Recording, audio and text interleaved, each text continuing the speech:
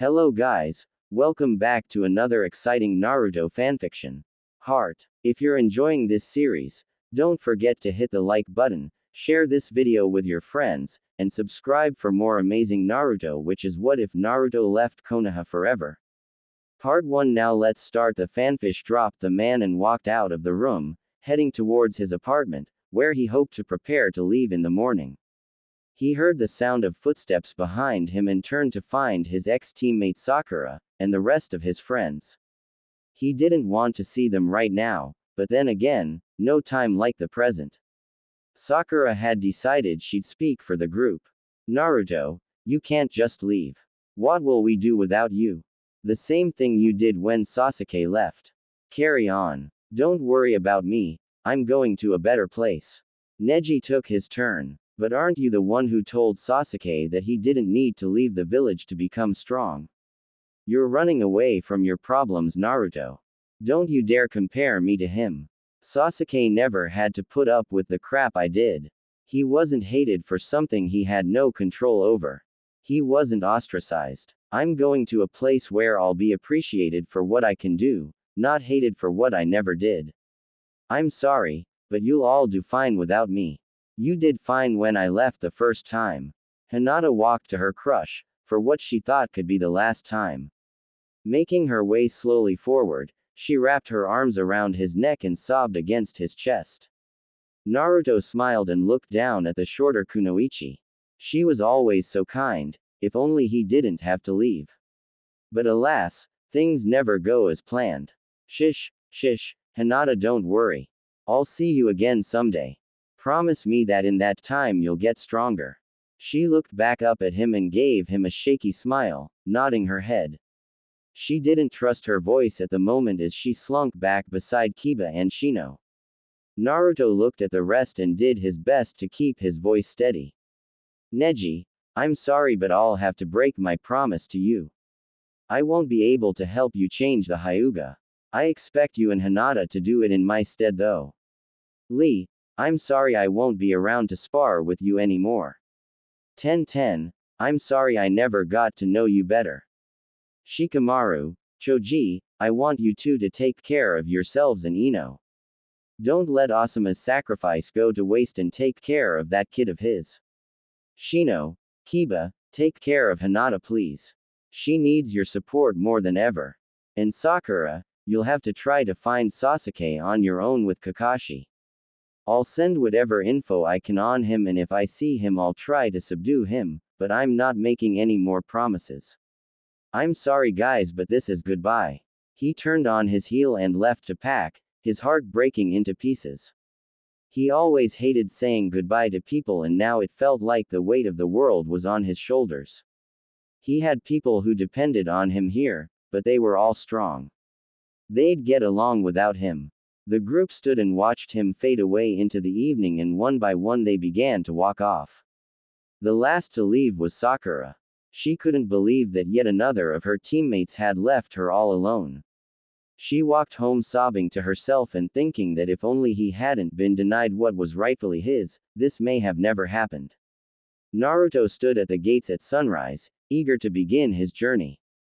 Beside him stood Tsunade and Jiraiya, the only ones to come to see him off. Jiraiya had given him the last book of his series and made him promise to read it when he got a girlfriend. Naruto made a silent promise that if it was any good, like the old pervert said, he might buy them all. Tsunade had nearly broken down in tears and hugged him until he turned blue. She was sniffling and hiccuping the whole time, and it took Jiraiya grabbing her ass to make her let go. She turned and glared at the one-armed man, promising pain later. Looking back at the young man before her, she smiled one last time and gave him a on the forehead. That was for good luck. Now, you'll let us know when you get there, right? Of course. I'll have Gaara send a messenger bird. Are you sure you don't want us to notify him beforehand? Yeah, I want this to be a surprise. Well, I better go. Naruto turned to walk away before he remembered the one thing that he had promised to do. Oh yeah, Ero Sennin. I need you to do me a favor. And what's that? I don't think I should have the Toad contract anymore. After all, It's a Konoha contract and it needs to stay in Konoha. That's not up to me, kid. That's up to Gamabunta. It's his contract. Well, we better take care of this right now then. With a quick cry of Kuchio's no jutsu, the chief toad appeared. I don't see any danger. Why was I called here? Down here, chief. Ah, Uzumaki. What do you want? I need to cancel our contract. I'm leaving Konoha. If Gamabunta could have looked any more surprised, it would have been comical. He merely looked at the boy with hurt in his eyes and asked the inevitable question. Why? Because I'm not appreciated here. I'm leaving and I think it's dishonorable to take a Konoha contract with me. I'm sure Ero Sennin can find a suitable replacement. Gamabunta's gaze turned sad and he knocked his pipe out on the ground. There aren't many like you, kid. And you're right. I did agree to serve those who serve Konoha. No way I can convince you to stay. I'd rather you be my summoner than one who is unworthy. Sorry, chief, I can't. I have to do this. I'm really sorry that we never had that drink either. Tell your kids I'll miss them, okay? I will. And Jiraiya, this boy's replacement better be as good as him or you're toast. Goodbye, Naruto. I'm glad to have met you. Your father would be proud. With a large puff of smoke, Gamabunta disappeared and Naruto ducked his head to keep the tears from flowing. The toads had been a part of him since he was 12 and it hurt to cancel his bind with them. Jiraiya put his arm around the boy's shoulder and gave a reassuring squeeze. Don't worry, brat. I'll make sure it ends up in the hands of someone who deserves it. I'll miss you, boy. Hi, I'll miss you too. You'll always be my favorite godparent. Jiraiya choked on a laugh and stood back, wiping the tears from his eyes. Tsunade stepped forward for the last time and wrapped him in a hug. I'll miss you, Naruto. I really will. Come visit sometime, okay? I will, Tsunade. I most definitely will. And next time, you're buying sake, okay? She laughed and stepped back beside Jiraiya, who put his arm around her shoulder for support. For once, Tsunade didn't berate him, she just leaned in and took what she could get. With a wave over his shoulder, Naruto was gone into the coming light. They watched him until he faded away, his white coat melting into the morning sun. It was like looking at the back of Minato all over again. Tsunade wiped away one last tear and looked up at Jiraiya, who looked down at her with a smile, which quickly faded as he saw her feral grin. Now then, what have I told you about grabbing my ass? As Naruto jogged on, he kept thinking he heard the screams of a pervert in the distance. The thought brought a smile to his face as he marched on to his new home. Hopefully, some things would never change. Saw her. His head to the side, completely oblivious to the fact that he was staring and drank up her face. She was definitely cute, although she could be bossy when she wanted. They would have stood there for quite a while until a gruff voice came from behind her. You're burning breakfast, Naruto. Pay attention. Temari, put some pants on.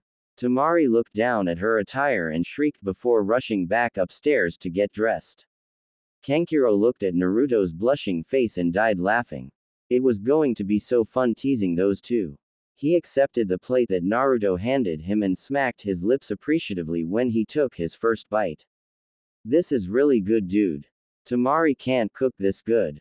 Shut up, asshole. She appeared at the door again, this time in her black battle kimono.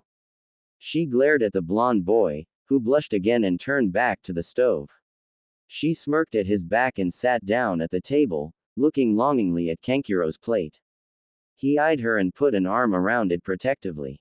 Wait your damn turn. This grub is mine. You could share, you know. I am older than you. Not on your life. This guy's cooking from now on and I ain't giving up my portions. It's way too good. You guys are embarrassing me. Here, Temari. Sorry about earlier. She waved her hand dismissively and took a bite out of the pancake. She chewed slowly as he stood by, waiting for her reaction. She sat her fork down and turned to him. This is without a doubt the most delicious thing I've eaten in quite a while. Bravo, Squirt. Naruto growled at her, his elongated fangs showing. You know, I'm not 12 anymore and I'm just as tall as you. Don't call me Squirt. I will if I want. Besides, you have a meeting with Gaara later on today. Your new assignment if I'm not mistaken. Congratulations on making Chunin by the way. Hey, thank you. I'm a Junin you know. I still outrank you. HMPH, just eat your damn pancakes. Kankuro looked back up from his bacon and smirked. Oh yes, this would be so much fun. Naruto walked up to Gaara's receptionist and smiled at her. She blushed when she saw who he was and gave him a shy smile in return. Can I help you? I'm here to see Gaara. I hear he has something he wishes to speak to me about. Ah yes, Uzumaki-san, go right on in. He's been expecting you for a while now.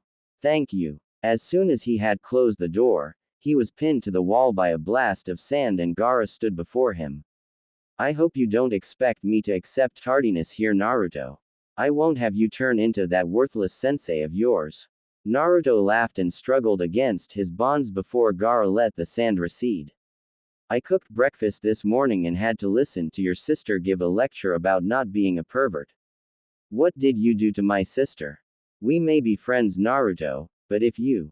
I didn't do anything. She forgot I was there and walked into the kitchen wearing a t-shirt and panties. Your sister is gorgeous by the way. I can't help it, she's forgetful. Indeed. Now sit, if you please. Once they were settled in, Gaara took up his arms crossed pose. I sent off the message that you had arrived to Tsunade last night. I requested all your records and they should arrive soon. Now then, I have called you here because of your new assignment. One of our Chunin has been reassigned to a new post and I have need of your services in his stead. Do you accept? Of course, Gaara. Just tell me what I need to do. The former Jinchuriki smirked and stood grasping Naruto's hand in a firm shake. I knew I could count on you, Naruto. You will report to the academy starting next week to begin your new assignment. And that would be, why? Sensei to the new academy students, of course. Naruto's eyes went wide and he opened his mouth as if to scream, but nothing came out since Gaara clamped his sand over the boy's mouth. After several seconds of struggle, Naruto sighed in defeat and his shoulders slumped. Gaara let the sand recede and Naruto glared at him. I really hate you, you know that. What makes you think I'll be a good teacher anyway? You have the skills, you just need to apply them accordingly. Don't worry, it's not forever, just until I find someone more suitable. Here's a folder of all the information you need. I suggest you study up and get ready. Dismissed. Naruto grabbed the folder and stomped out of the office. Gaara smirked when he picked up the mumbled curses coming from his friend. The children would truly have an interesting year with their new sensei. You what I can. Remember kids, a ninja never stops learning. He's always learning something new, something useful. What jutsu I do know are powerful though. At one time, I had the Toad contract, but I gave it up when I left my village. What village are you from originally? I'm from Konoha. I left there for personal reasons that I won't divulge to you kids. What's the biggest toad you ever summoned? The chief toad Gamabunta. The children all gasped and began to whisper amongst themselves. Naruto cocked his head and asked what the problem was. Nothing, sensei. It's just that Kazekage-sama was beaten by a boy who could summon toads during the failed invasion of Konoha. We've heard that he's friends with him now though. Naruto put on his foxiest grin and put his hands on his hips. Yeah, I whipped Gaara's ass pretty good. If the children were dumbstruck before then they were comatose now. No way. That was you. You beat the Kazekage. When we were children, yes. But I don't want to talk about that now. Why not? It's not my place to tell of the defeat of the Kazekage. He's my friend and I won't belittle him by talking about things in the past that don't affect us now. Naruto looked around the room and saw that their questions were coming to a close. Any more questions? Just one. Can you show us your jutsus? Naruto grinned and walked to the door. He turned in the doorway. Let's take a trip outside real quick. Some of mine can be a bit destructive. The kids filed outside quickly and blinked against the nearly noonday sun. Naruto coughed to get their attention. I'll show you two of my favorites and after that we'll go home for the day. Putting his fingers into a familiar cross-shaped seal, he cried out, Kage Bunshin no Jutsu, and as many clones as there were students popped up. Naruto looked to his students and grinned. This is how I'll be teaching each of you personally. I prefer hands-on training and teaching so no one will fall behind. But sensei, they're just Bunshin. They can't help us. One of the clones frowned and walked over to the boy. Everyone watched as it raised its hand and waited for it to pass through the boy's head. Instead, a smacking sound was heard and everyone looked in shock to see the boy holding his head. The clone walked back beside its brethren and smirked. As you can see, these are Kage Bunshin, not regular Bunshin. They are quite solid and have my knowledge and ability. When they are dispelled, I learn everything they learned and I keep the knowledge. They're extremely useful, and if I deem that everyone is worth passing and has enough chakra capacity, I shall teach it to you as a parting gift. The children seemed to be salivating at the chance to learn such a powerful jutsu. Sensei, what about the second jutsu? Ah yes, my other favorite. This is difficult to learn and I will not teach any of you this. It takes an insane amount of control and power and you simply aren't ready. Even I can't do it without the aid of a clone. He held out his right hand and a clone stepped forward. Slowly blue chakra began to form in his hand and took the shape of a sphere as the clone maintained it. Naruto ran toward a large piece of an old wall and thrust the sphere into it, blowing it to smithereens. He clapped his hands to free them of dust and walked back to the group, dismissing his clones. He turned back to the kids and ushered them back inside, ignoring the heads poking out of the windows to see what the hell was going on. Once inside the classroom, he took up his station at the desk again. Now look kids, I'm not going to lie to you. This is my first time as a teacher and I don't want to screw up. I promised Gaara that I wouldn't let him down and I intend to start with this class. Suna needs good shinobi, dependable shinobi, and this class has the potential to be one of the best ever. Take the rest of the day off and think about whether you want me as a sensei or not. I'm unorthodox, I'm brash, but if you're willing to learn, I'm willing to help you. If you'd rather wait till next year when you can have a seasoned Chunin teacher, then I won't blame you. We'll be going by ear here. We'll still have tests by the way, but that will be on things I think are important. Personally, I think genin exams are a crock. I myself can't create a simple bunshin. I have too much chakra. I have a friend back home who can't use jutsus, but he's still one of the best ninja I've ever met, and on a good day he could kick anyone's ass from here to mist and back and never have that smile of his leave his face. We will accentuate your positives and work on your negatives. Remember, this class motto is, no one is left behind. Now get out of here. I got other things to do and a lesson plan to work on. The children filed out as if in a daze and Naruto left after them, wondering if he was doing the right thing. As soon as the door was closed, a genjutsu dropped and the Sand siblings stood in the corner. Tamari turned to Gaara and saw that he was deep in thought. So, what do you two think?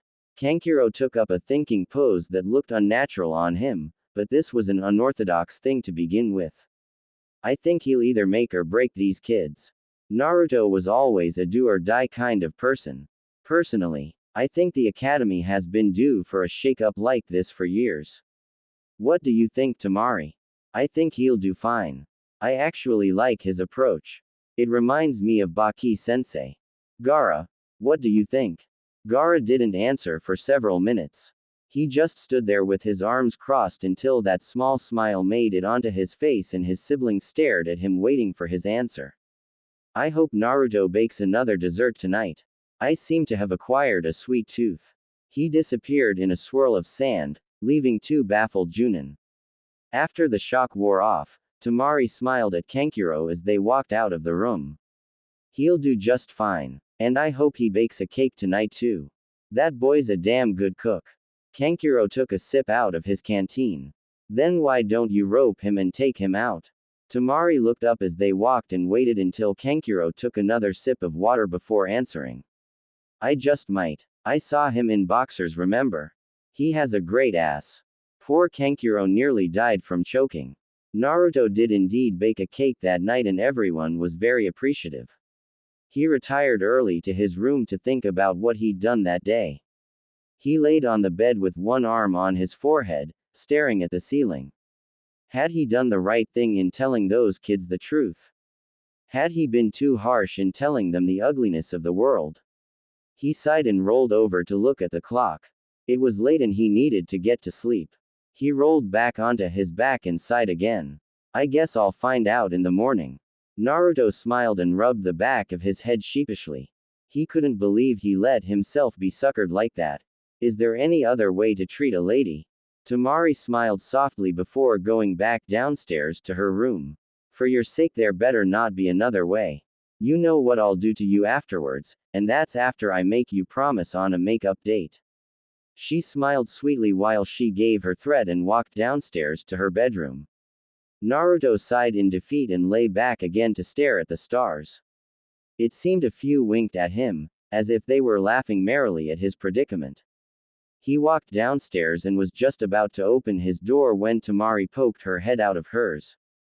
Oh, before I forget, you have to dress nice too. We're going to a really nice restaurant. Naruto started to protest before she shut the door and went back to sleep. He grimaced and opened his door, locking it behind him. As he lay down on the bed, he could have sworn he heard the puppet master next door snickering through his wall. Damned eavesdroppers. He picked up his mother's scroll on gardening again and smiled. If he could get a plot of land and the jutsu worked, he'd plant a lot of flowers. Wonder what Temari's favorite flower is. Sasuke had it all. People doting all over him, teachers lining up to take him as a pupil, a large inheritance, but he didn't care for any of it. As an Uchiha, he thought he was entitled to those things. Everything was given to him. I don't agree with that and I never have. Being given things breeds arrogance and the philosophy that you are better than everyone else. There is a subtle grace to learning something, attaining it the hard way. It makes you appreciate what you have more. And being taught breeds loyalty. Being taught means someone has a vested interest in you and your welfare. Being taught means you are worthwhile and therefore, you are loyal to that person because they take interest in you. I had a teacher in Konoha like that. I was the dead last, a word I hate and loathe with all my being. I hate the word prodigy, I hate the word genius. I had a teacher who didn't subscribe to that either and he has my undying loyalty because he took an interest in me. Not much of one at first, but enough to show me that I was important. That I wasn't a nobody. I was Uzumaki Naruto and I meant something. Then came my next teacher. He wasn't as one of the laziest people I've ever met. He didn't want to be a teacher and only passed us because we somehow overcame his expectations and actually tried to help one another. One of those who espoused teamwork over everything. But aside from chakra control, he never taught me anything. But I was loyal to him because he noticed me. He wasn't the best person in the world, but he actually called me by my name. He didn't call me names. But then he cast me aside to a different teacher that didn't want me. And my trust in him was shattered. But I still wanted acceptance and so my loyalty stood. Then my substitute teacher lost a one-sided fight with my master. I call him master because he is the only true teacher I've ever had. Jiraiya of the Sannin is my master. I'd never admit that to his face, of course, but I am loyal to him without question. It's been said that I would do anything to help my friends and that is true. I'd fight the Shinigami himself if I thought it would save my precious people. Notice that I never once said that I was loyal to Konoha. I was loyal to the people in it. That village never gave me a damn thing and yet I still wanted to protect the people. You'd think that, it being one of their Yondaime's final wishes, that the people of Konoha would see me as a hero and not as a monster. But that is the fate of a Jinchuriki, to be hated and reviled, even as we struggle to maintain our humanity in the face of adversity. It's been said that a person is smart. You can tell an individual something and if they're given adequate time to weigh what they hear, they can form a rational opinion. People are dumb, stupid, ignorant animals and together, they can bring even the most virtuous and righteous of men to their knees. Listen to me when I say it is good to be loyal to your village. It is your home and you should always protect it with everything you have. But without your precious people, a village is just a collection of buildings, a place where people live and sleep, and it will never be a home to you. But, love just one person and a village of enemies can become a sanctuary of the heart. Suddenly Naruto felt very heavy. He sat on the ground and crossed his legs. He sighed before starting again. That's not to say that loyalty and friendship are always rewarded. Loyalty is different from devotion. Devotion is blindly following after something and never seeing the bad in it. I did that when I was younger with one of my teammates. I chased her and was oblivious to the fact of how pathetic it made me seem. But still I protected my teammates against insurmountable odds and never once received a thank you. And despite my bubbly facade on the surface, I was quite bitter on the inside. It seemed that no matter what I did, my loyalties would never be returned. And then Sasuke defected to Orochimaru. The same man who tried to destroy our home, all because of a promise of power. The price of said power was his body and mind, and yet he didn't care. As long as his brother died. And so our bonds were broken. And like an idiot, I kept trying to reshape those bonds and bring him back. I couldn't accept that he would willingly betray his village. And I had made a promise to my crush and I couldn't break that bond either. That was how my loyalties lay. But of course, my story is complicated and there are many variables that I haven't brought to the surface. The point of the lecture is that loyalty takes both sides being true to one another. Trust is the key. If you trust your comrades with your life and they can trust you with theirs, then you have their loyalty and you have theirs. If you can trust your village never to betray you, and you show that you will never betray it, you both are loyal to one another. But loyalty is a two-way street and both sides have to be willing to walk it. Remember when you leave today, that trust and loyalty are some of the hardest things to attain and some of the easiest things to break. One incident is all it takes to completely shatter whatever bonds you had with those precious to you. And that trust and loyalty may never be rebuilt. And if it is, it will take a long time. That's a sad truth, but it is a truth nonetheless. I want all of you to think on this. Naruto looked around and all eyes were on him. The children sat in awe at the frank discussion and even the teachers were impressed. Naruto sighed and smiled at the throng. Sometimes he felt so old. Remember to protect those precious to you. I say that quite a lot, but it is a rule to live by. Remain true to your ideals and your loyalty will never be questioned. And if anyone ever questions your loyalty, work twice as hard to prove you are the better man. Do not sink to their level, questioning a fellow ninja's integrity. If there is one thing I cannot stand, it is a traitor to one's village and friends. If any of you ever turn on our home. At this, Naruto channeled a fraction of the Kyuubi's power to change his appearance and give his voice that demonic edge. Everyone in attendance, except the Sand siblings, were frightened at the sense of power.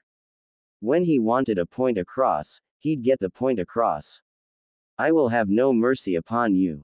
I will request to be the one to hunt you down. All of you children are vital to this village's survival. Do not let visions of grandeur and false power lure you into betrayal. Do not fall into the trappings of others more foolish than you. Naruto let the demonic chakra fade and watched as the audience caught their breath. To their credit, the kids looked awestruck. Perhaps, there was hope for him here if they were so understanding. I'm sorry if I frightened you, but you must understand that I will not tolerate traitors. You were taught to be ninja, the best of the best, in this village and you should never abandon it. If things don't go as you wish, try to change it. Don't run from your problems. Face them head on and I'll always be proud of you. Now I'm going to lunch and I suggest you do too. I'm starving. Whatever tension was in the air dissipated immediately. The teachers all chuckled and ushered the kids back inside. Naruto strode to the Sand siblings and put his hands on his hips while giving them a foxy grin. Well, how'd I do? Gaara, HMMPHED, and nodded his head. It had been a good speech. Tamari smirked at him and crossed her arms under her chest. Was the demonic chakra necessary? Some of them might have pissed their pants. They need to understand the dangers of running off and betraying the village. If someone had threatened Sasuke like that, I don't think he ever would have left. Gaara sighed and shook his head. In any event, you two come to my office and we'll have lunch before you return to your class, Naruto. Temari, you have to give me your report anyway. Gaara shunshined away, leaving the two blondes. Temari threw an arm around Naruto's neck and grinned. And after class, you and I have to discuss the particulars of our date. I hope you've been saving up while I've been gone. I have expensive tastes. She too disappeared. Naruto stood blinking for a moment before sighing. Why did I ever agree to that? There was no answer as he shunshined away. But the wind seemed to carry a lilting laughter on it at the Jinchuriki's plight. A contingency plan. And he was basically offering himself to her. She smirked as she thought of a fitting punishment. You have to be my slave for a whole day, complete with loincloth and a dog collar. What I say goes, no questions asked. Deal. Naruto paled when he heard the conditions. That was a little harsh. Don't you think that's a little extreme? And Kankuro wouldn't ever let me live it up. Temari batted her eyelashes at him and patted his cheek. God, he looks so cute. Well, I guess you'd better not fuck up our date then, huh? Otherwise, I may get to see a side of Uzumaki Naruto nobody ever has. Or rather, a certain something no other girl has ever seen. The blood seemed to rush to Naruto's face and he pressed himself against the counter so she couldn't see or get to his prized possession. Temari fought down a laugh and continued drying the dishes. I think I'm starting to like him. He's definitely boyfriend material. And I wonder what he would look like in a loincloth. She refused to answer Naruto's question of what the nosebleed was all about. Her arms. She couldn't get the out of her head. It hadn't been more than 2 seconds, but that was enough to make her want more. It was like my whole body was on fire. I wonder if he can make that warmth flow throughout his whole body. The mystery of Naruto's warmth began to fade as sleep claimed her. She fell asleep with a smile on her face and a promise to thoroughly enjoy their next outing. It promised to never be boring with him around. Naruto was excited as all get out. He couldn't believe it. His first reel and it had been great. Sure, it was just a chaste on the lips, but it meant the world to him. In Konoha, he doubted he ever would have experienced that intimacy, even on a friendly level. Temari liked him enough to trust him with it though. If he died tonight in his sleep, he died happy. He made a promise as sleep claimed him that he would not fail her on the next date. So, you say he can control the green?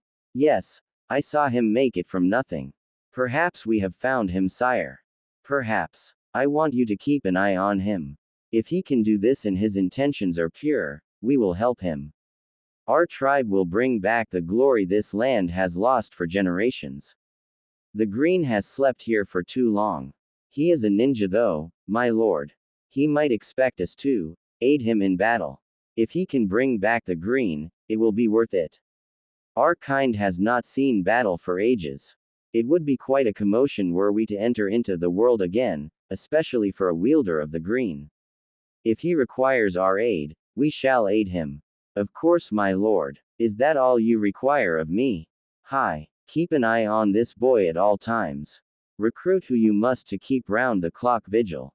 I am intrigued by him. More. As the Raccoon King vanished, Sanzoku leapt onto Naruto's shoulder and curled around his neck. Let's get home, huh? I'm sleepy. Naruto didn't object. He looked to the sky and saw that it was nearly dark. He was tired too. Temari leapt to her feet when she heard the door slam and rushed downstairs to holler at her wayward housemate, but stopped short when he raised his hand with an odd twinkle in his eye. Temari. Sanzoku. Sanzoku. Temari. The bundle of red around his shoulders lifted a head and waved at her, eliciting a gasp and a cocked eyebrow. Pleased to meet ya. What the hell? Get lost, furball. I got things to take care of. Sanzoku bounded off his shoulder and streaked off for the safety of Naruto's room. Temari watched as the red ball of energy ran past her legs and turned to ask Naruto what the hell it was, but she never got started. What? Red Panda. Where? Summoning contract. How? They contacted me. Why? I can help them, they can help me. But, Naruto was growing tired of this game and decided to shut her up by her on the lips. Tamari wasn't expecting that and was about to deepen it when he pulled back and took hold of her face with both hands. Now Tamari, I know you're tired and probably mad at me for not being here, but I want you to go upstairs and get dressed because we're going out. If you're a good girl tonight, I'll throw in that neck massage I know you've been wanting all week and a few and hugs for good measure while I tell you all about my day and you tell me all about your trip. Naruto turned her around and patted her on the butt in a shooing message as he ushered her to the stairs. Come on, hurry up. I'm going to take a shower and get dressed. Let's go, we're burning daylight. As he passed her on the way to his room, Tamari stood shocked and placed her hands on her cheeks where his hands had been and then touched her lips. Only two thoughts ran through her head. What the hell just happened? Damn, that was hot. Yes, I know that red pandas are not classified as raccoons, but they were up until a few years ago, and personally, I like the little buggers. Go find a picture and look at them. I wish I had one for a pet. Time, little by little. No one's forcing him to do it.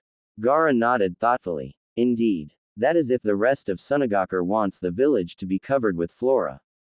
I'd have to get a majority vote from the populace. Naruto sighed and laid back on the grass. I'll do whatever you guys need me to do. I just want my village to be happy. At the very least I could purchase a few more acres from you and make a few orchards. I could make a pretty penny selling fruits and vegetables alone to the populace. At a reduced rate of the current trade percentage, of course. Naruto glared at Gaara and stared back at the clouds. Of course, Gaara. I got price gouged enough when I was younger. I wouldn't even consider doing it to my own people. Tamari meanwhile had drawn her knees up to her chest and was watching Sanzoku climb up various trees and get the fruits off the limbs. She was startled when a soft feeling rubbed against her leg and she looked down to find a small raccoon kit. Well, hello, little one. How did you get out here? Naruto leaned up to see what she had and smiled when he saw the kit. It must have been that small family that Tsubasa had said he would assign to live there, to see if the green was truly helping them. Go on and play with her, Tamari. She won't hurt you. Her family lives in the caves on the hill. Tamari giggled as the kid ran through her legs and rubbed against her, tickling her nerves. She caught the little ball of fur and held it down, poking its tummy, making it squeak in what she assumed was laughter. It finally ran off, back to its family, when 3 Narutos appeared with the items she had requested. The rest of the day was spent discussing the plans for what to do with Naruto's newfound power and his ability to summon. They'd all left more refreshed than when they'd come. The Sand siblings had never had a picnic on the grass before and they rarely got to lounge in the shade of a tree. Gaara had never looked so peaceful as he slept, 2 of the raccoon kits curled on either side of him. Naruto grinned as he lay in his bed, remembering the events of the day. Sanzoku was curled up at the end of his bed, kicking his feet. Tomorrow was back to class and he had a surprise for his students.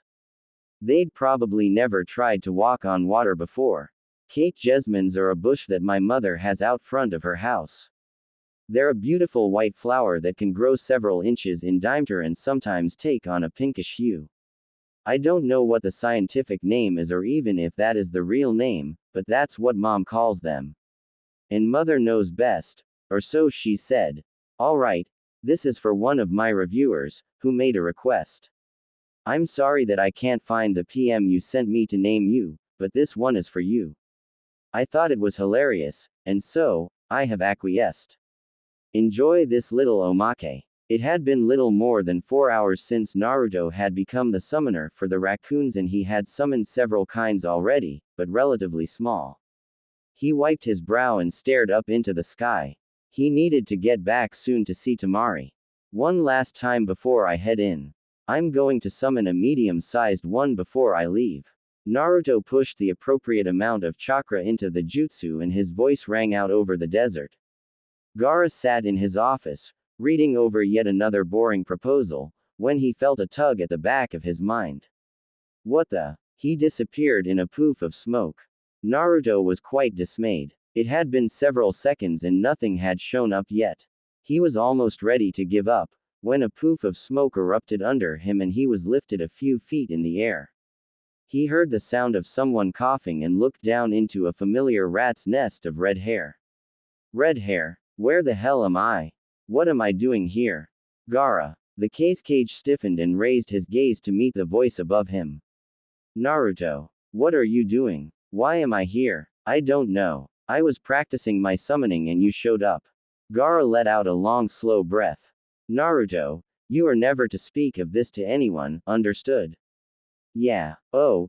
And Naruto. Yeah. Get the hell off my shoulders. This, like his body emitted a natural tranquilizer for her. She was about to fall asleep when she heard him begin to softly sing to the green around them. She closed her eyes and listened to his voice. It got better every time she heard it.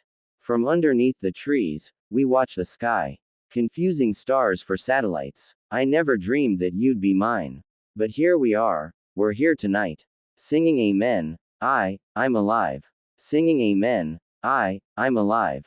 If everyone cared and nobody cried. If everyone loved and nobody lied. If everyone shared and swallowed their pride. Then we'd see the day when nobody died. And I'm singing. Amen I'm alive. Amen amen I'm alive. And in the air the fireflies. Our only light in paradise. We'll show the world they were wrong. And teach all to sing along. Singing amen, I'm alive. Singing amen, I'm alive. I'm alive. Temari's eyes were almost closed and she could swear she felt the earth pulsating beneath her, as if it was happy with the song. If everyone cared and nobody cried. If everyone loved and nobody lied. If everyone shared and swallowed their pride. Then we'd see the day when nobody died. If everyone cared and nobody cried. If everyone loved and nobody lied. If everyone shared and swallowed their pride. Then we'd see the day when nobody died. And as we lie beneath the stars, we realize how small we are. If they could love like you and me, imagine what the world could be. Temari smiled as she allowed sleep to claim her. If only everyone could love like her and Naruto. If everyone cared and nobody cried. If everyone loved and nobody lied. If everyone shared and swallowed their pride. Then we'd see the day when nobody died. When nobody died. If everyone cared and nobody cried. If everyone loved and nobody lied. If everyone shared and swallowed their pride. Then we'd see the day when nobody died. We'd see the day. We'd see the day. When nobody died. We'd see the day. We'd see the day. When nobody died. We'd see the day when nobody died. Naruto turned to Temari's lightly snoring form and her on the cheek before closing his eyes. I hope that was to your liking. I have to get permission from Gaara before I can take you any further, but harmony is nature and music, and all I can supply at the moment is music. He felt that little tickle in the back of his mind and the hum of the force he was allowed to command. It seems that music could soothe anything. Those of the raccoon tribe sat and watched as several more plants budded in the ground, the greens thanks to Naruto for his work.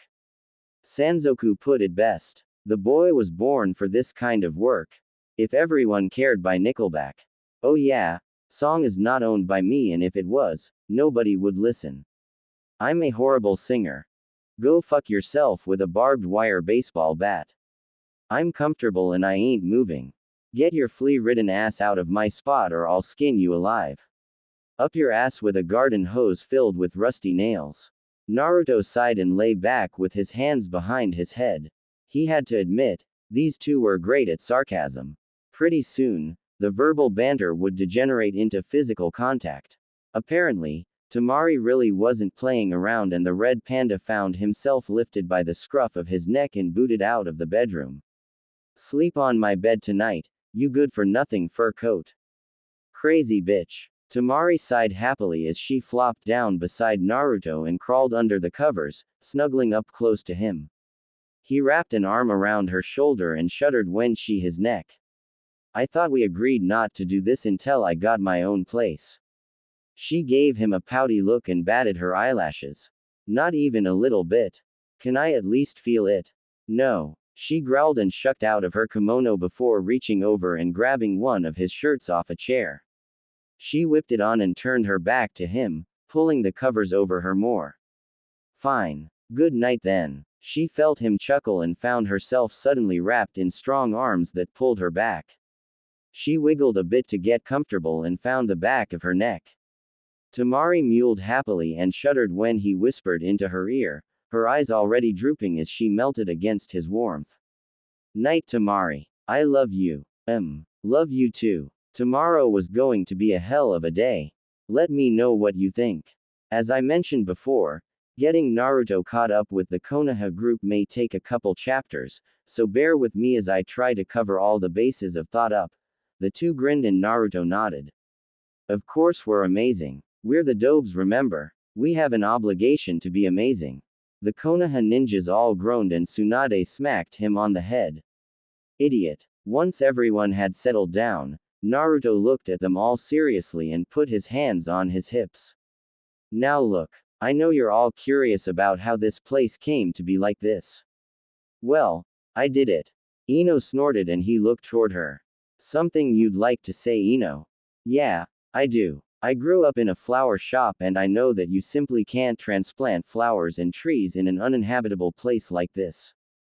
I don't know where you found a water source, but it isn't enough to make this much grow in just a year. Something like this would take years.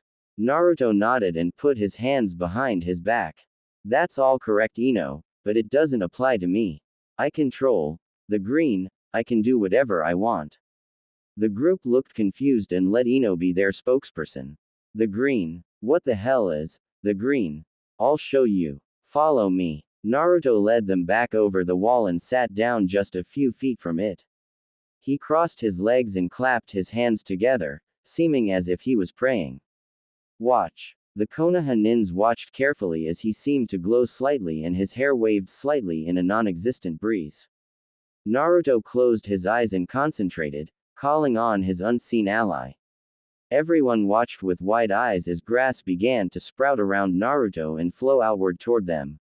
Soon, it stopped just behind them and trees began to grow until they stood at full height. Flowers bloomed of every color and type and everyone watched as fruit bloomed from the trees. Naruto opened his eyes slowly and blinked, taking in the look on everyone's faces. They were a mixture of awe and elation. Ino whispered out, somewhat loudly. No way, the Shadaime's power.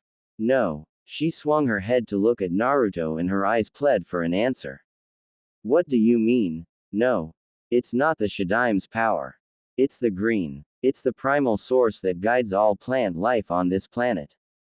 And you control it. He nodded to her and her eyes widened again. Yes, I control it. Naruto, how do you do these things? I just find a way to do these things. I have more to show you guys, much more. This is just the tip of the iceberg. But I want to see what you've all learned as well. He stood and plucked 4 gardenias and placed them in the ponytails on Temari's and arm around her shoulders. He turned to face his friends. Everyone had a startled look on their face. If he improved this much in just a year, how far had he really come? Naruto grinned at the looks on their faces.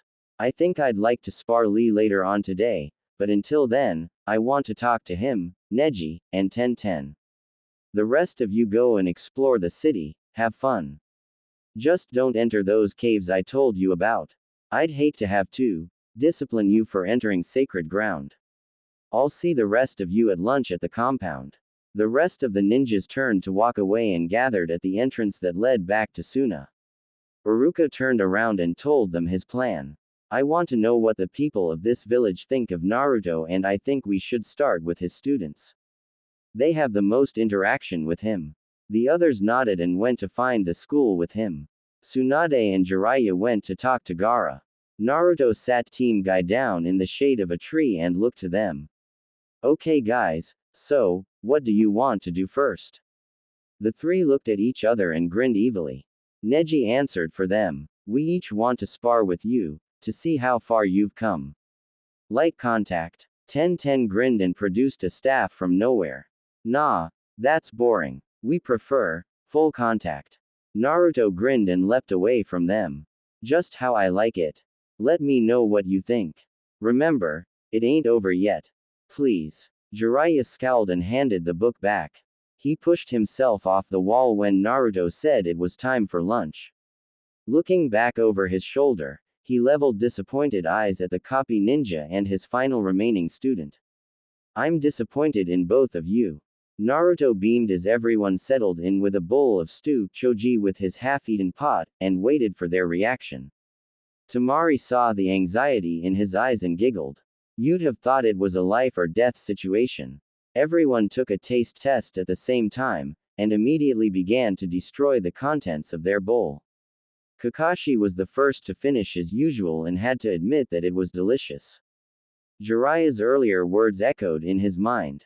He put on his eye smile and turned to his former student. The least he could do was be polite. That was very good, Naruto. The blonde beamed at the praise and thanked each of his former comrades in turn as they expressed their thoughts on it. He was just about to begin washing the dishes when the girls grabbed him. Hinata smiled and pushed him toward the table. We'll do that. You sit. Shikamaru wants a game with you.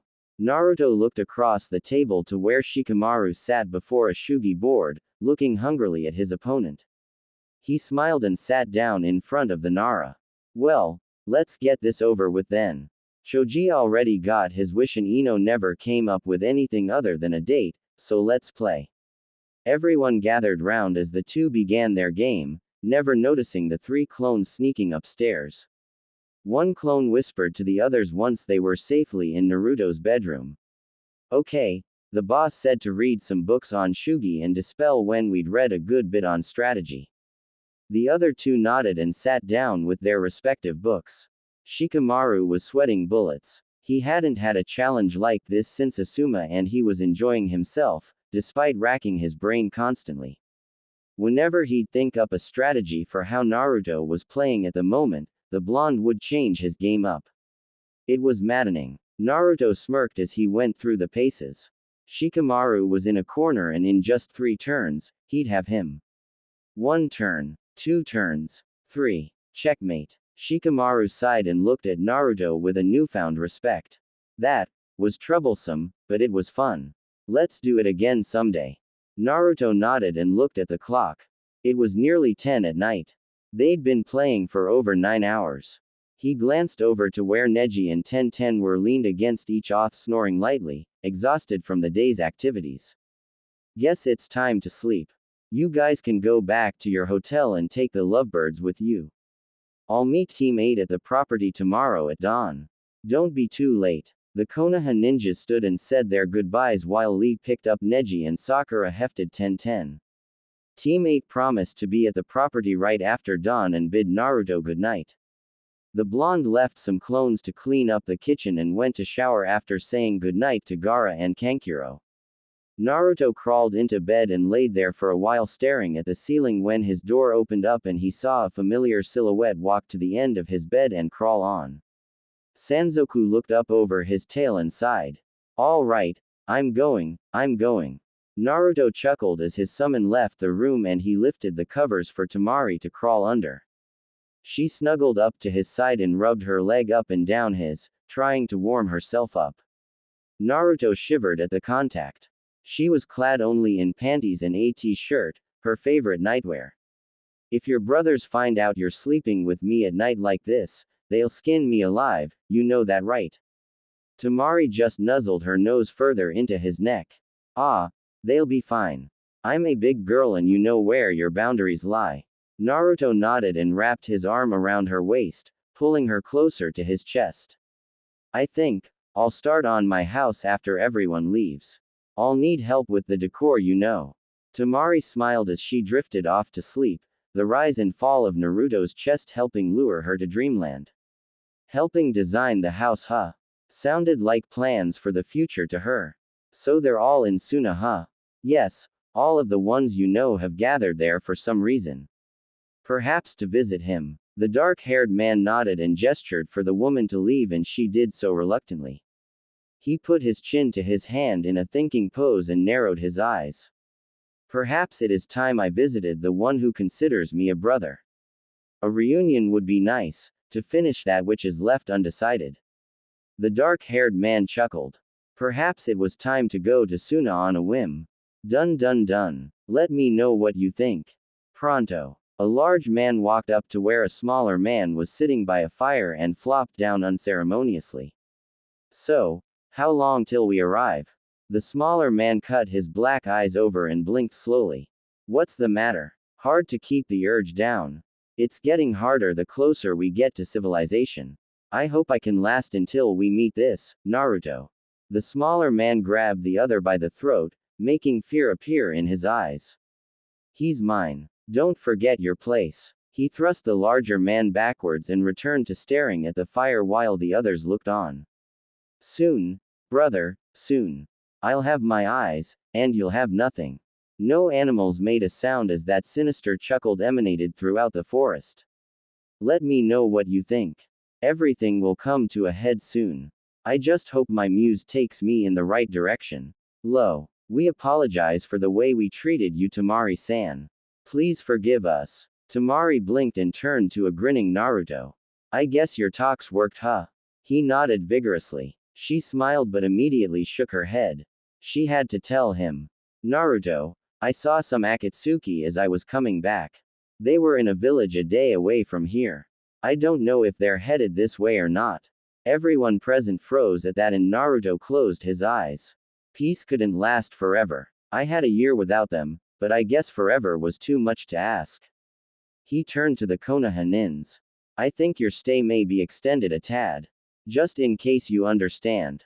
Sakura and Kakashi nodded. They understood completely. Good. We'd better go find Ba-chan and Ero Sennin. They'll want to hear this too. The other three nodded and they set off to find the rest of their group. Trouble was coming to Suna in the form of two groups. They traveled from different directions but their goals were the same. To find and eventually kill a certain Jinchuriki, the last Jinchuriki.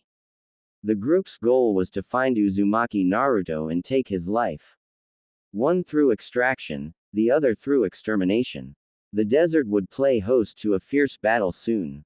A battle where all sides were enemies and things would come to a head. One way or another. And at the middle of it all was someone who wanted nothing to do with any of it. Disappearing in a cloud of smoke, another clone. Show yourself, you gutless wonder. Stop hiding behind your clones. Naruto sighed and Sasuke spun to face him. He noted that the blonde had gotten faster. Not nearly fast enough, however. Sasuke took several deep breaths and closed his eyes, reopening them to reveal the Sharingan. Now let's see you run. Kisame and Itachi sat perched on a sand dune not far from the scene, silently watching the goings-on. Neither was impressed so far. The Kyuubi brat's playing with your brother. He's toying with him. Yes, he is. I wonder how Sasuke will react when he finds out. I bet he flips out and pulls on the curse seal. I know he will. My foolish little brother has always taken the path of least resistance to power. He won't hesitate to use the seal, especially when Naruto-kun begins to win. So what's the plan? Itachi sat for a moment, pondering. When Naruto-kun starts to win, we'll move in and make our presence known. We can't try to take him because he has eyes on him besides ours, but I would love to see my brother's expression. Kisame grinned and shifted Samahata. This could be fun. I hope it's an entertaining show. I'll try to be a little more punctual. My house closes later in the week hopefully. Let me know what you thought of the chapter. And him. Sakura shouted out that Sasuke was still alive, but his pulse was weak. Tsunade sighed and stood up. Guess we'll have a few more guests going with us to Konoha. Gaara, I think we might have to put off leaving for a couple more days. The Kazekage nodded and used his sand to pick up Naruto and his sister as he walked back toward Suna. Come, we'll discuss this in my chambers. Have someone get the other hubby members. Tsunade nodded and followed, smirking to herself. At least this little gift should bring the council around to her way of thinking. Naruto awoke to the feeling of something cold on his forehead and the pleasant sensation of someone running their fingers through his hair. He rolled his eyes upward to find Tamari smiling at him. Hey you gave me quite a scare back there. Naruto grinned and tried to sit up, but found it difficult to do. He looked around to find himself in his room. He and Tamari were alone and she was only in her panties and her large t-shirt. What happened to everyone else? Tamari yanked slightly on his hair. Everyone's fine. Team Hubby was captured and are being held as we speak. Sasuke is alive, but you didn't hold back much on him, did you? He barely had a heartbeat when Sakura began working on him. He didn't hold back on me. Very true. She took his head off her lap and moved her legs, setting his head on his pillow, before pulling the covers up and laying down beside him, her right leg thrown over his and her arm around him. Tamari, if your brothers see us like this. She playfully bit his shoulder and snuggled up closer. I'm a big girl. I know what I'm doing. Now shut up and go to sleep. I know you're still tired. Naruto let out a yawn and began to drift off again. What happens now? Tamari looked up at him through half-lidded eyes and pecked his cheek. Gaara and Tsunade talked and we'll be going to Konoha as soon as you're able. We have a council to beat the shit out of, talk to, whatever, go to sleep. Naruto nodded and the top of her head, drifting off to well-deserved rest. It would only get more interesting from here. Itachi and Kisame walked along back to the Akatsuki base and Kisame nearly drank a stream dry when they got back to a wooded area. He looked down at Itachi and frowned. We still didn't find out who used that plant jutsu on us. Itachi nodded his head. No, we didn't. But I have a good idea who it was. Care to share? Not until my suspicion is confirmed. Kisame sighed and boredly looked off to the side. That kid is good, Itachi. Damn good. We would have had trouble with him if we had just jumped in without knowing what he was capable of. Itachi nodded again but remained silent. What do you think they'll do with your brother? Itachi grunted and his Sharingan activated briefly. I don't care. Was not to be trifled with, and several in the council room gulped at the fierce expression. But it was the other blonde who intrigued them. Naruto stood in the doorway in his beige pants and black button-down shirt with a mesh, long-sleeved undershirt on underneath. His black sandals had been shined to perfection and he was proudly wearing his Sunachunin vest. His headband was tied to his right arm, while his hair hung limply. It was not his clothes that worried the council members though, it was the expression of pure disdain on his face that looked so out of place. Perhaps they had made a mistake in calling him here. But it was too late for regrets. Naruto and Tamari strode to the spot before Tsunade and both bowed deeply. Tsunade smiled and nodded her head before turning to Homura. The floor is yours, Homura-san. I hope you know what you're doing. Homura frowned and stood up, leaning against his cane. Thank you, Hokage-sama. Uzumaki Naruto. You were to come here alone. Naruto frowned and stood with his back a little straighter. I brought a representative from Suna with me. She will listen to these proceedings and give me counsel if I need it. So you are saying you are incapable of independent thought? Naruto growled and fisted his hands. If this council would like to continue to have an audience with me, then it had best damn well watch its mouth. I didn't come to Konoha to be insulted. I have a class back home to teach and other duties that I must fulfill. I don't want to be here in the first place, so say what you have to say and be done with it.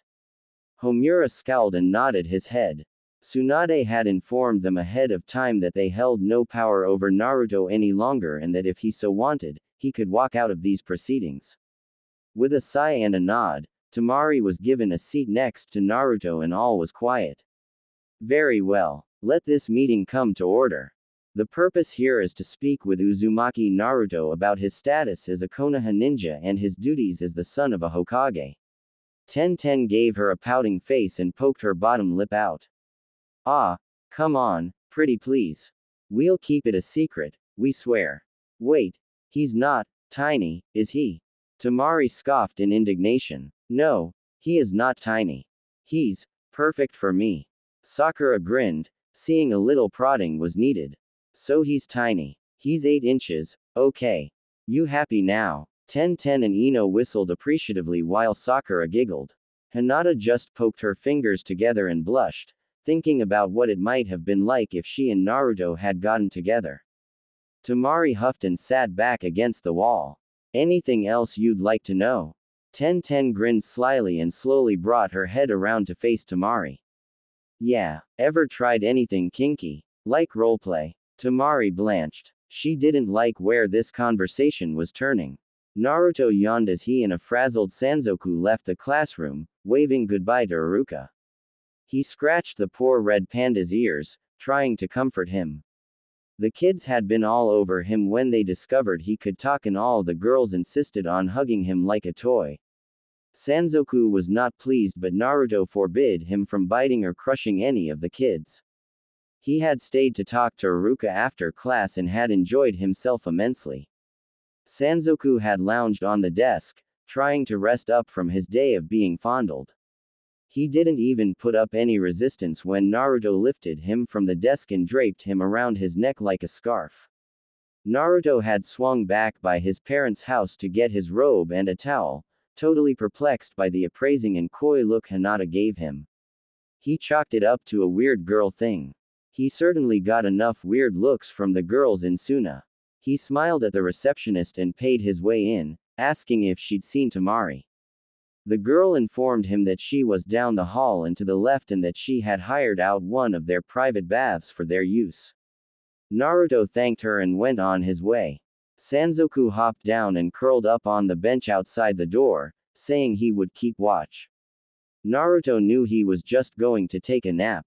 He stepped inside the bath and was met by Tamari standing at the edge wearing a long robe. He smiled at her and she gave him a smirk as she undid the sash on her robe, flinging it open. His jaws dropped when he saw what she was wearing. Tamari thanked Ten silently as Naruto looked her up and down. The girl had forced her to go back to the shop and but something a little more risque than the nightgown she'd bought. She let the robe drop and turned around, bending over and looking over her shoulder with a mischievous glint in her eye. "Oh doctor, I need some help taking my temperature, and not just any thermometer will do." Naruto grinned and kicked the door shut behind him as he began to shed his own clothing. Tonight was promising to be very fun. He waggled his eyebrows and whistled. "Well, hello nurse." Tsunade waved the guards aside as she and Jiraiya, followed by the entire council, made their way to Sasuke's cell. They found him chained to the wall, his shirt in tatters, his head hung low. He looked up when they saw him enter and he chuckled. "So, come to free me, I told you, Hokage-sama, your council couldn't waste my talents or my birthright." They all remained silent as he stood to his feet and shook his head. "Tell Ibiki that he's getting old as well. It felt like someone's grandmother was trying to work me over instead of an interrogator." Tsunade smirked, making a mental note to tell Ibiki what was said. The man had a month to work after all. I'll pass that along to him. But we're not here to release you. We're here to tell you what your sentence will be. Sasuke's smirk died down slightly. "What then? Community service? A slap on the wrist? Or confine me to my clan house for a few months before putting me back on light-duty missions?" Tsunade snorted. She was going to enjoy his shock immensely. "Your sentence is death. In 1 month, we will publicly execute you by beheading." He stood still for a moment before snarling and lurching against the chains. "You can't do this. I'm an Uchiha, one of the last. You can't kill me. The Uchiha can't die." Tsunade rushed forward, planting her fist in the boy's stomach. He spit out blood and fell to his knees. Tsunade caught him on the way down and whispered in his ear. "We warned you in Suna that things had changed here. Your name means nothing now. Your blood means nothing. Your eyes mean nothing. You betrayed us all for paltry power, and now you'll know the price of betrayal. You have 1 month to think on your sins and try to find some peace with the kami." She rose from her kneeling position and walked past the council. They turned one by one and followed her back out. Sasuke finally found his voice and screamed after them. "You can't do this. I haven't killed Itachi yet. My vengeance is not complete." Jiraiya stopped at the door, his one hand resting on the frame. He turned back to look at Sasuke, who still had fire burning in his eyes.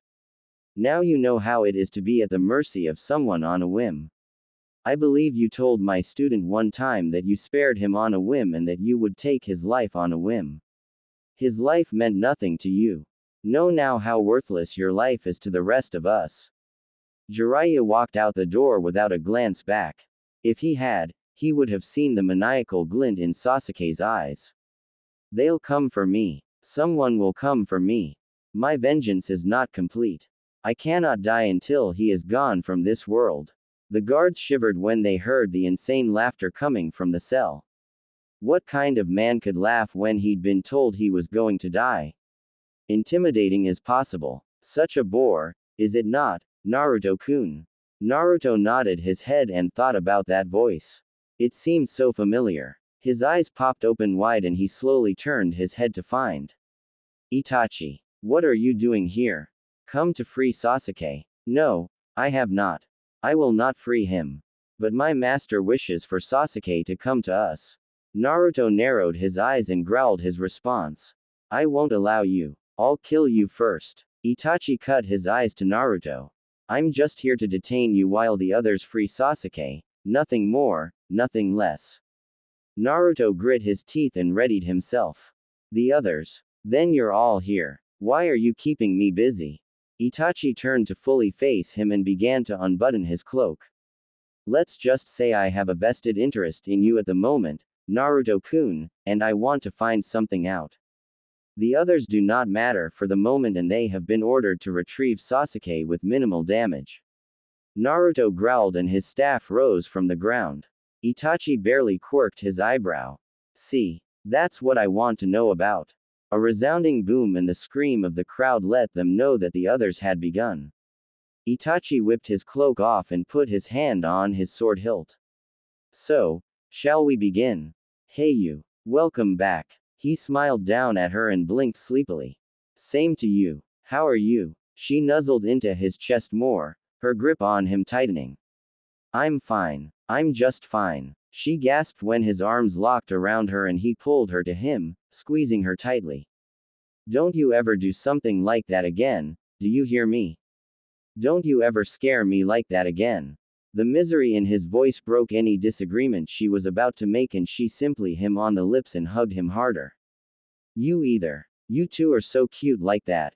Temari growled at Sanzoku, who lay at the end of the bed, his tail twitching back and forth happily. And you know how to ruin a mood. It's what I do best. I'm happy to see the two of you up and well.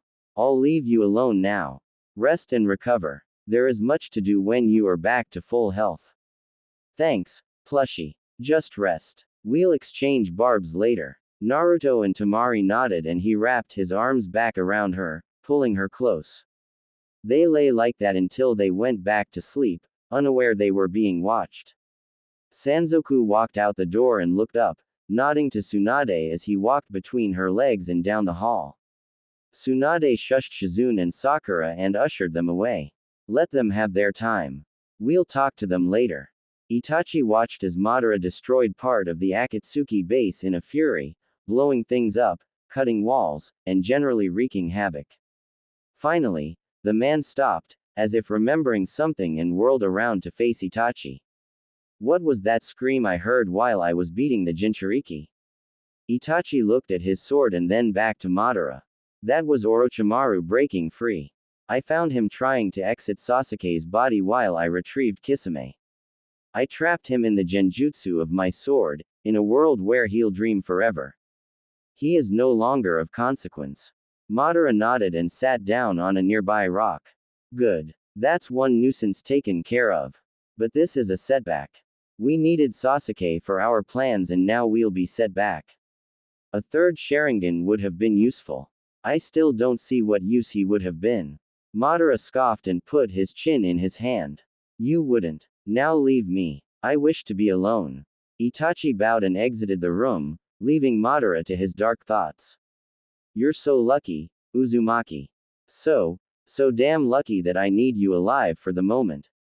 Naruto and Temari walked into the Hokage Tower after 2 more days of rest, feeling much better than they had. Naruto had some things to discuss with Tsunade that bothered him, and find out what the populace thought of Sasuke's death. They walked past several ninja, all who smiled and bowed at them to them. They returned the gestures and continued on down the hall to the stairs. Neither one knew why they were commanding such kind looks beyond the normal reasons. Tsunade's secretary ushered them in immediately and shut the door behind them. Naruto turned when he heard the click and heard Tamari squeal. He spun to find her hugging Gaara, the cage not looking very amused. Tsunade watched the scene with amusement as Naruto walked forward and bowed to the two. Kage-sama, Hokage-sama. Gaara sighed and pried his sister off of him while glaring at Naruto. What have I told you about that title? Naruto grinned and shrugged and Gaara closed his eyes as he sat down in a chair. It doesn't matter. Now, I've heard several things from Tsunade about your stay here. Why don't you enlighten me further? Naruto cleared his throat and took Temari's hand in his. Well, it started like this. Kira turned in the doorway and grinned at her. Does it bother you, little lady? Somewhat. Yes. Then, yes, all rhyme. All the time. When I'm in a bind. When I'm in a line. Anything just to mess with your mind. Naruto and Kira both laughed as Tamari grit her teeth and stomped her foot in annoyance. Naruto watched as Kira disappeared into the inky blackness and Tamari on the cheek. He's just doing it to annoy you, Tamari. I think he likes you. You're probably the first woman he's seen in months. She huffed and followed him inside. There was nothing in the shack, it was just a cover that led into a cave. A light suddenly flared up and they saw Kira lighting a lamp and hanging it from a stalactite. He turned to them and folded his arms as he sat on a boulder. Well, you came here for a reason. Let's hear it. Kisame coughed and leaned over the bed to spit out the black glob of blood and poison that had been coursing through his system. He had never felt so weak in all his life and thanked his lucky stars that Itachi had gotten to him when he did. His physiology normally took care of poisons, but this one was foreign and tougher than most. He spit up another glob of blood and laid back on his pillow. I'll kill that bastard. He'll never know what happened. No, he'll know. I'll hold him down and skin him alive with Samahata. I don't believe I've ever seen you so weak, Kisame. I could kill you now and no one would even know. Kisame looked up over his chest and saw Pain and Konan standing in the doorway. He coughed again and simply laid his head back. Leader Sama, to what do I owe the pleasure? You observed firsthand something unheard of. Tobi, Itachi, and Zetsu told me what they saw, but you experienced it firsthand. Tell me about Uzumaki's new power. Kisame groaned and barely was able to lean over the bed before coughing up a large amount of blood. He couldn't wait to be fully healed. Well, he commanded the plants. Pain's eyes hardened and he glared down at the shark man. Go on. Drinking from the stream. He finally ran back over, his face set in a wide grin. Show me where I'll be sleeping tonight. Tamari her head to the side. Are you sure you'd rather not sleep at a hotel? We can arrange accommodations. Kira shook his head and Naruto led them to the cave. Wait here. I'll need to ask the caretakers if they will let you stay. He didn't wait for their answer and walked inside into the main chamber and knelt on his knees, a feeling of calmness and peace washing over him. Caretakers, I've come to ask a favor. 2 raccoons, slightly above the average size, waddled out of the shadows, gold and blue vests adorning their bodies. The female of the two sat on her haunches and clasped her paws together. What do you need, Naruto-sama? Ask, and we shall try to grant it. I need you to let a new friend of mine stay here. He is a Jinchuriki as well and is used to living in caves. I thought he would be more comfortable here. The male nodded his head and clasped his paws together as well. Bring him here, that we may see him and determine his intent. Naruto nodded and rose, walking back to the entrance and motioning for Kira to follow him. Tamari was miffed that she had to stay put, but her mood lightened when the kits came out to play with her. Kira followed Naruto into the chamber and knelt beside Naruto. He felt a sense of calm wash over him and closed his eyes. This room, it's mystic, isn't it? Yes, it is. Welcome, Hachi Kira. Please remain still so that we may determine if you can stay. Kira sat motionless, his eyes closed, and allowed the two raccoons to pull his arms away from his body until he sat as if receiving a blessing. The male raccoon nodded to the female and they arranged Kira's limbs back to their former state. He is not the purest being in the world, but we will allow him to stay. Perhaps while he stays here, he can find peace with himself. He may stay in the main chamber. The kits will see to it that he isn't lonely. Kira nodded his consent and was about to rise when the female raccoon pulled on his hand. Stay. Let the energies flow over you. By morning, I promise, you'll feel right as rain. Kira bowed his head to the raccoons and spoke to Naruto as he settled into a lotus position. I shall see you in the morning. I feel like I can almost touch heaven here. Naruto chuckled and rose to his feet, bowing to the raccoons. Thank you, caretakers. I'll bring you something good to eat on my next trip to the sea. Thank you, Naruto-sama. We appreciate it as always. Carry on in your mission. Do not falter. He nodded and walked out, casting one look back at the prone Kira, who sat as unmoving as a statue. The kits squealed happily when they saw him and Tamari stood, the one who liked her hair, or was it a different one? She couldn't tell since they all looked the same, planted firmly atop her head. Naruto leaned forward and her. Come on, let's go home. We have a lot to do tomorrow. What's tomorrow? Well, we have to talk to Gaara, get Kira settled, and then, we start on the house. It's the start of a new day, Tamari. She smiled and locked her arm in his as they walked toward the village. The sun was setting and cast its purple and gold and orange and yellow hues beautifully on the horizon. Sunrise, sunset, will they always begin and end with such beautiful colors? He gave her a loving smile and squeezed her arm. As long as you're with me, every day will be beautiful. She smacked his arm playfully. Flatterer. It won't get you anywhere. But, it is nice to hear. I believe it's already gotten me somewhere, my dear. Oh, and where is that? Your heart. She snorted and wiped a tear from her eye, from laughter at his absurdness or the touching things he was saying, he couldn't tell. Idiot. I fell for you because you were like a little puppy. I just couldn't kick you away. And now, she grinned evilly. Well, now I have the puppy on a leash and he'll do whatever I tell him. Why let go of such an obedient pet now? They both laughed and walked onward toward the compound until Tamari spoke up again, humor in her voice. You know, a leash sounds. Don't even think about it. Hachi Kira in the place, going too fast, you can't keep pace. My rhymes are slick, they flow so true, who's happy to see the killer bee come through? The doors were flung open and there stood Hachi Kira, with a group of embarrassed-looking people behind him. 3 in particular looked ashamed while one particularly huge man reached out and grabbed the Jinchuriki by the shoulder, growling at him in a deep voice. Kira, I would advise you to keep your voice down while here.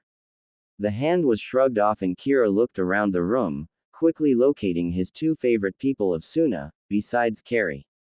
Naruto. Tamari. Throwrug. My name is Sanzoku, you fruitcake. A loud clap came from the front and everyone turned to see the 3 cages standing behind a table. Tsunade bid them all sit and leaned against the table, her palms flat on the surface.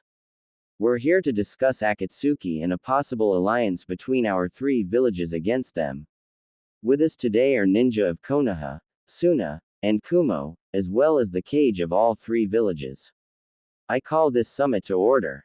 So, you've come at last. I've always wondered how long it would take for you to betray me, Itachi. Itachi showed no emotion as he regarded the back of Madara. It's hard to betray one of which you were never truly in service of. What you call betrayal, I call vindication. Madara's head quirked to the side slightly, intrigued. Vindication? Of what? You killed my family. Madara turned so one Sharingan could see the younger Uchiha. I killed your family. I think your history is skewed, son. Itachi shook his head. No, my history is not skewed. You killed our family the day you killed your own brother. We were cursed to be eradicated ever since then. Someone just had to be brave enough to begin the process. Madara slowly nodded as he rose from his seat. And I suppose you think that you will end the story of the Uchiha.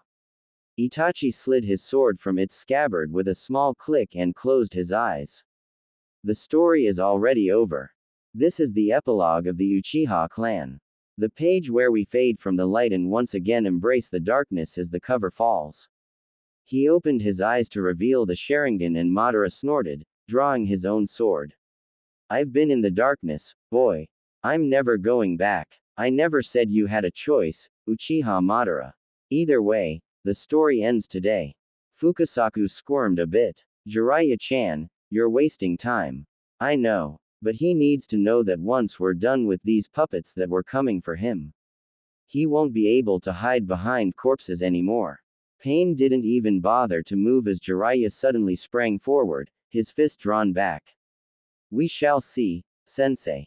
Tamari watched carefully as Zetsu rose from the ground once more, her bloodied thumb swiping across the parchment of the fan quickly, and with a cry and mighty swing, Kamatari hurtled toward the two-faced man at breakneck speeds, his scythes at the ready.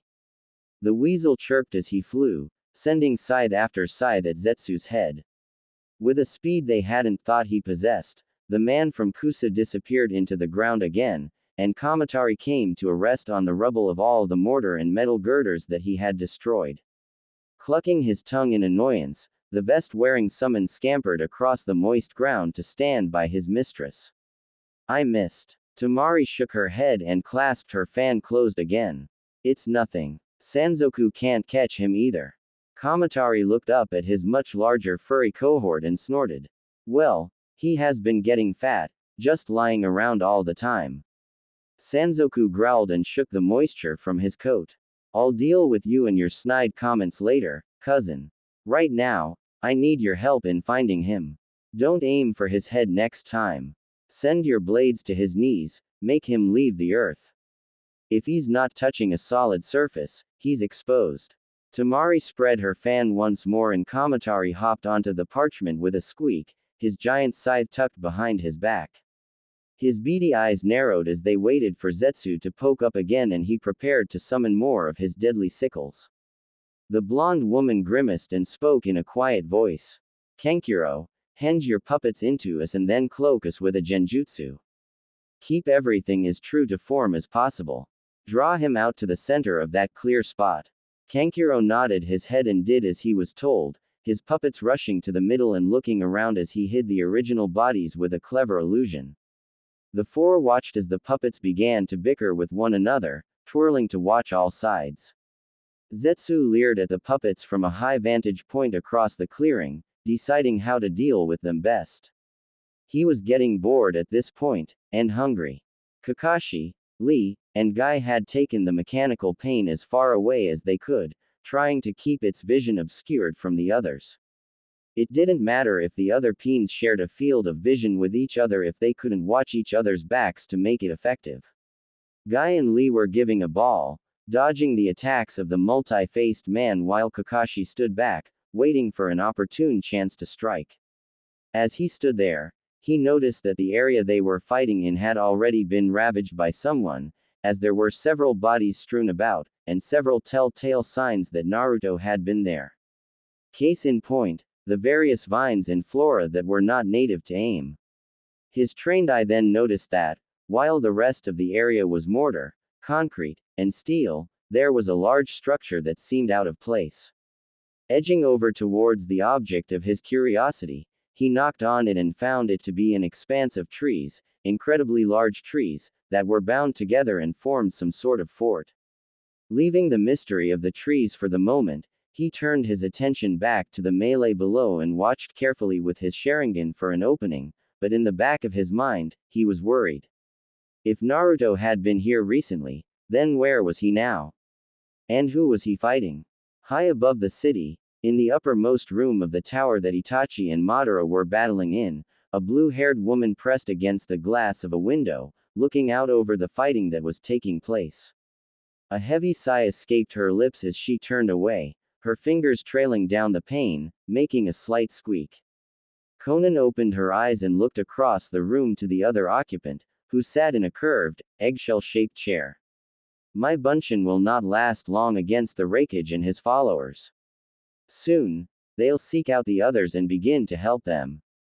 I know. Her normally stoic visage flashed with anger for but a moment, before returning to passiveness.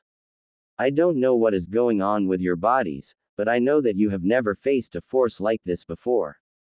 Hanzo was getting on in years when you defeated him, however powerful he may have been. I know. Conan knelt down on her knees before the figure and gazed into its eyes. Gray, ringed eyes stared back at her from between a mass of black hair, the traces of madness behind them easily visible. Her pierced lip trembled and she reached out a hand for the man's pale cheek. I'm scared, Nagato. What if we've been traveling the wrong path all along? What if Jiraiya-sensei was right last time? You've been calling yourself a god for so long. The gods will not look kindly on that if you die and have to face them.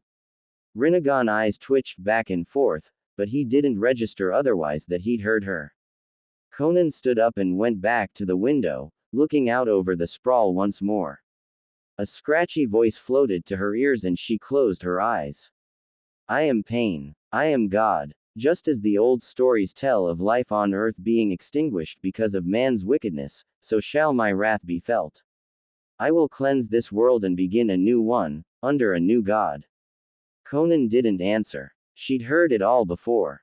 That didn't make the sinking feeling in her stomach go away though.